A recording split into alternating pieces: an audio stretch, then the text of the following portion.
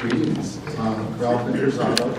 I'm the Chief Executive Director of the Japan External Trade Organization. Could you do a quick intro for yourself? Yes. They can best introduce themselves because they can do it better than me reading out the bios. I 33 years I've been working for the Japan External Trade Organization in Chicago. Actually, I'm from Oberlin, Ohio. I know this area very well. Went to the University of Chicago. This has been my career. I work for an agency of the Japanese government. I'm an American. But that's the trend in Japan. Americans and Japanese working together. I have about 18 people on my staff, 10 Japanese. We work together each and every day to build business partnerships, business relationships between American companies that want to go to Japan, Japanese companies that want to come here for investment or for partnerships, and we are the enabler. We help them. All right. I was just with the K. Dundren people in Columbus, Ohio. The K. Dundren, the Japanese Business Federation organization, met Governor John Kasich and the team at Jobs Ohio. It was fantastic. There's a lot of visibility now in the Midwest and Ohio in Japan. So I am the head of our office. We have 6 offices in the U.S. I'm here in the Chicago office. And please let me take you to Japan for the next 12 minutes. Oh, I would like to thank you, Radhika. When Radhika called me in Chicago and said, do this, I said, yes, ma'am, I'm coming.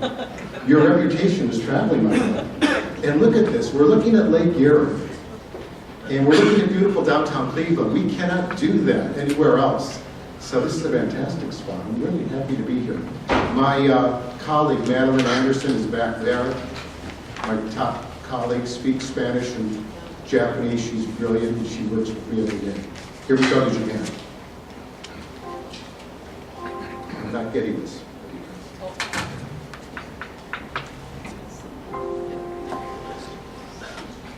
Here we go. Our Japan External Trade Organization, promoting FDI in Japan, helping Japanese small and medium-sized companies expand overseas.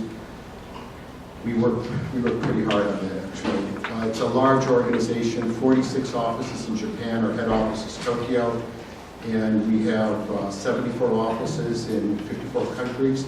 Our most popular office is in Vietnam, by the way. A lot of Japanese companies come to Vietnam. There we are. Large organization. Quick comparison. Check this out. I want you to realize how Japan compares with the United States. Japan's approximately the geographic size of California. It's a little smaller. All right? But the population is half the size of the U.S. The population is about 127 million compared to the U.S. about 325 million. The state of Iowa has 3 times the amount of arable land that Japan does. Right? The Japanese have 13 cities with 1 million more people compared to the U.S. of 9 cities with 1 million more. That tells you right now that the market is very urban and it's very condensed. Again, life expectancy, Japanese males 81 years, females 88 years. Compared with the U.S. side. The Japanese live a long time. And actually, the Japanese senior market, the Japanese silver market is very hot right now for foreign companies. It's something you may want to think about. My Japanese father-in-law is 87 years old, and he just wants to go on mystery tours and sing and party. They're very active seniors. They're very healthy seniors. That's an important note. Japanese GDP is 3rd largest in the world. Of course, China is 2nd, and the U.S. is the largest GDP in the world. So you have 2 of the largest markets in Asia, China and Japan. Please think about that. Again, on the left side, this is a photo that we took. It's a coming-of-age ceremony for 20-year-old girls. It's in January of each year. And this is the Japanese Senior Day, which is respect for the elderly, or respect for the aging day, which is in September. You're going to see a lot more on the lower right side here of the Japanese seniors because the Japanese population is rapidly growing old. And by 2055, most of them will be 65 years or older. Again, but they're very healthy people. They're really living their retirement years very well, their golden years very well. You've heard Abenomics. The correct name for that is the New Economic Growth Strategy. There's President Abe on The Economist. Who would have thought that, actually? But the three arrows of Abenomics, the first arrow monetary, second arrow fiscal policy, actually they succeeded. And now the third arrow, deregulatory policy, that's being kicked into effect. Things like promoting and using women in the workforce and management positions. Things like deregulating the markets for stem cell medicine, for example. Those are the things. There's hundreds of them that are being worked on right now. Please know this term, monozukuri. When you're working with Japanese companies, they want to know what monozukuri you have, but it's important that you understand this term. Monozukuri means excellence in production, or excellence in providing service. It means excellence on how you make things. And so you have to convey to them your company's DNA on how you produce something.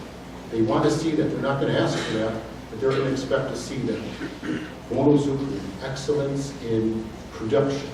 Think about a Swiss craftsman making a watch. That's the kind of connotation it holds, monozukuri. Things like quality, efficiency, kaizen, continuous improvement, all of those are important, so please understand that. Monozukuri wa hitozukuri. Please know this term. I took this from Toyota last week in Indiana.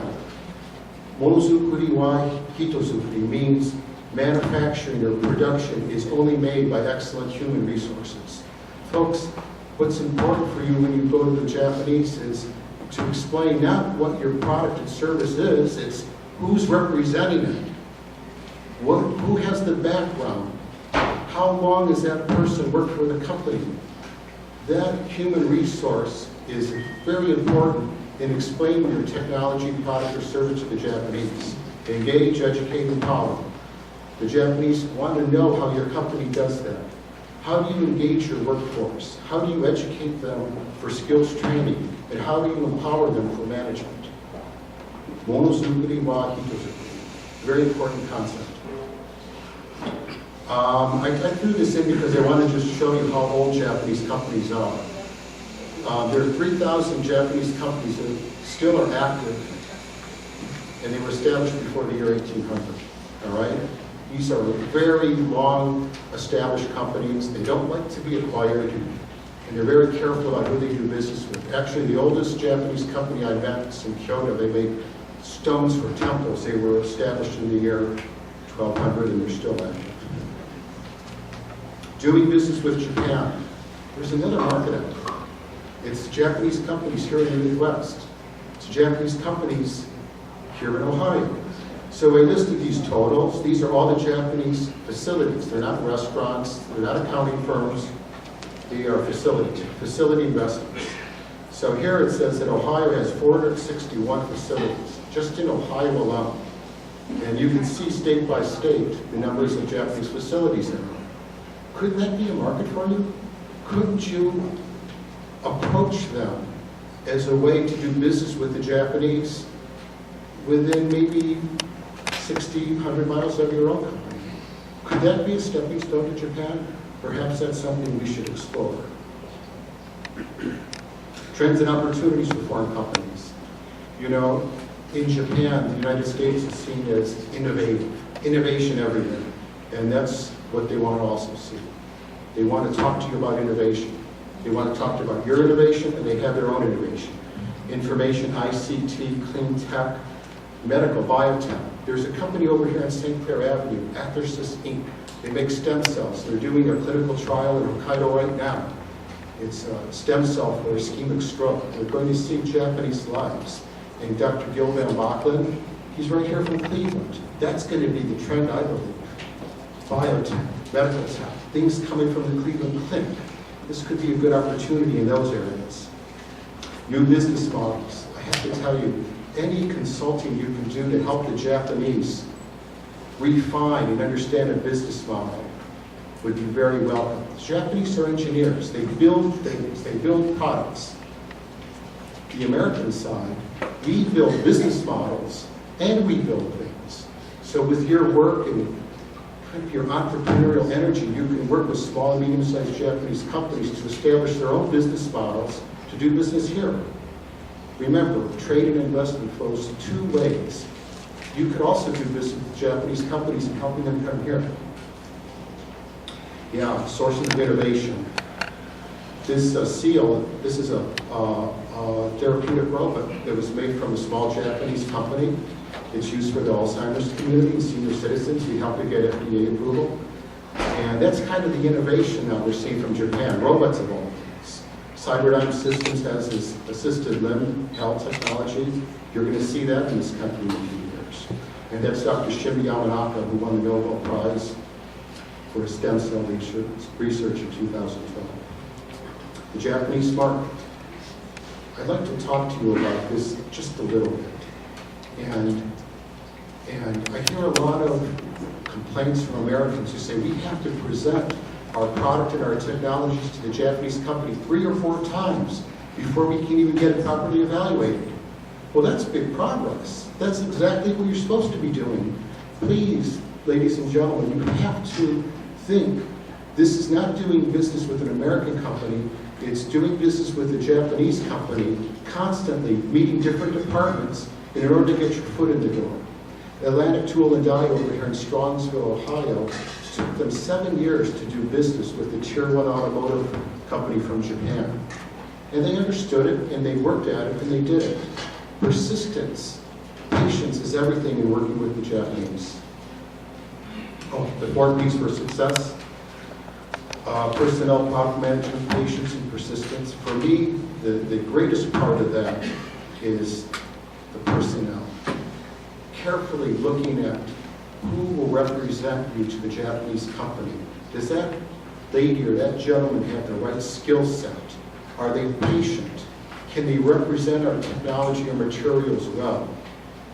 It's not the tech or the material that counts. It counts, but it's initially the human resource that takes your product into the Japanese company, which is everything. These are our services. They are all free. We're sponsored by the Japanese government. There's my contact information as well. And please, I promised Ms. Reddy that I would be here till 6. I plan on being here till 6. We can interact as much as you like. Thank you. If there aren't any others. Yeah, go ahead. You mentioned that the senior market or the silver market Yes. was something that is growing or of interest, and I'm wondering if you could just spend a little bit more just getting into a bit more detail on some of the other programs or some of the other interests that the senior market has in Japan.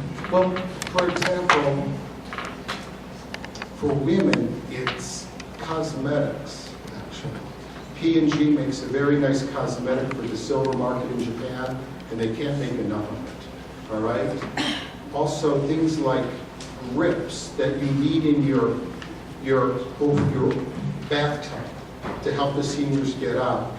Things like household assisted technologies that you use in the house or you use in a train station.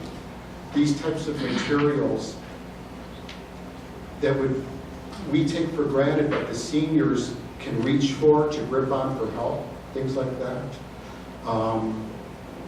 Anything that has to do with safety for seniors. Advanced, very sensitive smoke alarms, for example.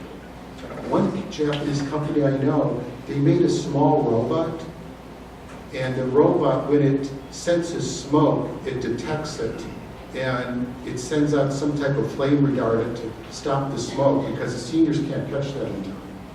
These types of things, assisted devices, assisted products for helping seniors for the safety point of view.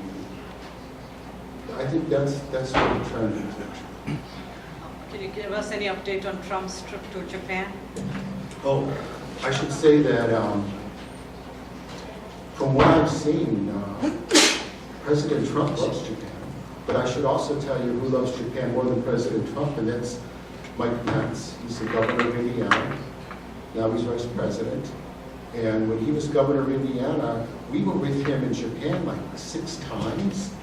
And he's seen Japanese companies invest in the state of Indiana. He's seen them invest in Ohio, in the Midwest. He respects them very much. And actually, it's Vice President Pence that's going to lead economic dialogue with Deputy Prime Minister Assad next month, I believe. So I think the relationship is quite good. Thank you very much, Ralph. Thank you.